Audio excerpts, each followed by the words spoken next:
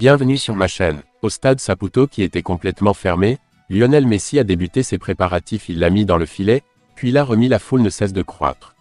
Ce n'est pas tous les soirs que les fans peuvent assister fièrement à un match où l'homme est nommé le plus grand joueur de tous les temps. Avant de continuer, prends le temps de souscrire et appuyer sur la touche de notification pour les futures vidéos. Pour les partisans du CF Montréal, cette expérience est unique en son genre, et on s'est vite rendu compte qu'ils avaient mis la barre haut pour l'occasion. 2-0 en première mi-temps, il semble que le bleu-blanc-noir ait le contrôle, Messi crée, mais il ne marque pas de but. Ensuite, George Campbell a réalisé une belle attaque contre l'Argentin, tout le monde retient son souffle pendant quelques minutes. Alors qu'il se dirige vers le coin, Messi sourit, la peur est plus qu'un problème. Savait-il que le jeu allait changer à ce moment-là? En seconde période, à la reprise du jeu, un but a donné à l'Inter Miami CF une avance de 3 points sur Montréal pour sa 5e victoire consécutive. Bien que glorieuse, la victoire est difficile à digérer. La situation a empiré lorsque la foule du stade Saputo a scandé le nom de Messi alors que le CF Montréal tentait d'égaliser en fin de match.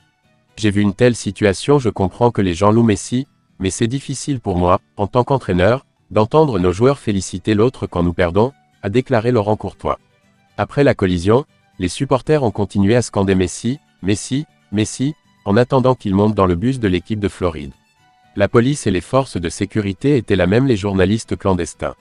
Le pari de Messi n'a pas surpris les joueurs, ils ont grandi en suivant sa force au FC Barcelone, mais ils n'ont pas donné grand-chose sur le terrain.